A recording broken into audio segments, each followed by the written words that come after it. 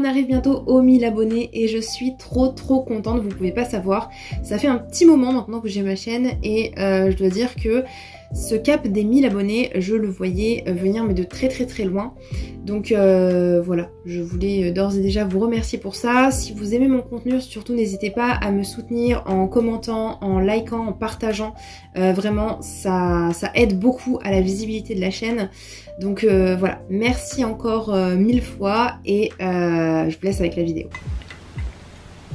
Coucou tout le monde, j'espère que vous allez bien. Aujourd'hui je vous retrouve pour une nouvelle vidéo et je vais vous présenter le manga Promise Cinderella de Oreko Tachibana aux éditions Glénat, qui est un manga un petit peu atypique. Sur Manga News, il est classé d'une manière assez bizarre, c'est classé en type seinen, mais Glénat l'aurait mis dans leur collection de shoujo, et quand je regarde où est-ce qu'il a été prépublié au Japon, il s'agit en fait de Ura Sunday, qui est un site en ligne, va promouvoir des publications qui ne rentrent pas forcément dans les cases. Donc c'est pour ça que d'ores et déjà, voilà, je pense que c'est un manga qu'on peut pas vraiment classer dans une catégorie.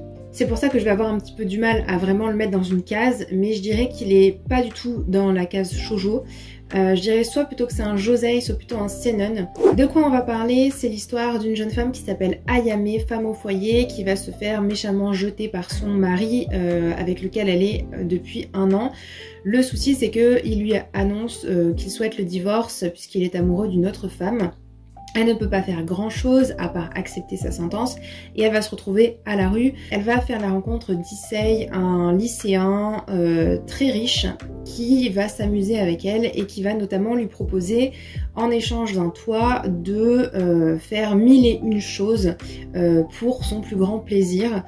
Des choses assez bizarres, assez étonnantes qui vont la mettre mal à l'aise dans des postures inconfortables, mais Issei va vraiment prendre un malin plaisir à la voir faire ces choses-là. Je vous rassure tout de suite, c'est pas un hentai, c'est pas un ecchi, on n'a pas de porno là-dedans. Pour vous donner un exemple, la première chose qu'il lui demande de faire, c'est de dire une phrase à une fille qui est amoureuse d'Issei, et du coup pour la remballer d'une manière assez méchante. Quelque chose qui ne se fait pas normalement, surtout quand on ne connaît pas la personne, mais là d'autant plus que c'est une fille qui est aussi assez riche, qui a un certain prestige, et on comprend bien que si jamais elle décide de prendre en grippe Ayame, ça risque de mal tourner. On a 2 personnages du coup principaux qui ont une grande différence d'âge qui m'a un petit peu refroidi au début, et dans ce premier tome je trouve pas forcément que ce soit négatif, ou en tout cas pour l'instant on voit poindre le bout de son nez un petit peu une attirance des personnages, surtout d'Issei. En fait la considère pas vraiment Ayame, hein, il est là vraiment pour s'amuser avec elle et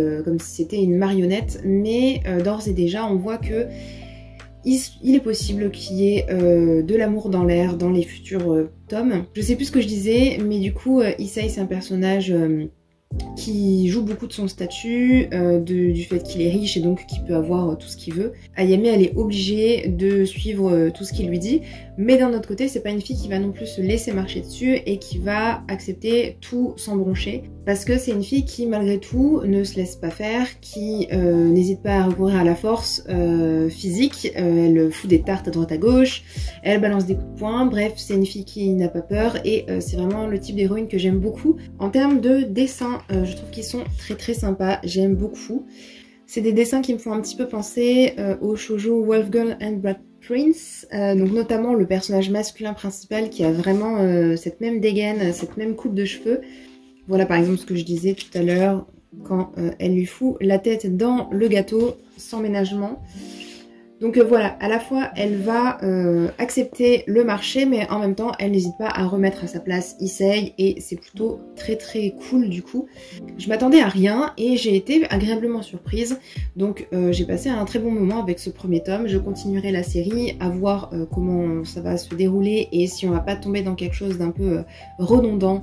Il y a 16 volumes quand même au total, donc la série risque d'être un petit peu longue, donc j'espère que l'histoire pourra se renouveler. En même temps que Promise Cinderella, Glénat a aussi sorti le premier tome d'une autre série de la même autrice qui s'appelle Les Noces des Lucioles.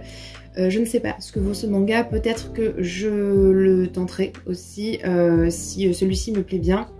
à voir, ou peut-être au détour d'un rayon de librairie, et je regarderai un petit peu.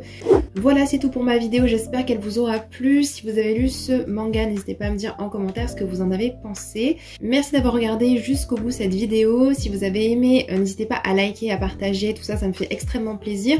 Et moi je vous dis à bientôt dans une prochaine vidéo. Ciao ciao!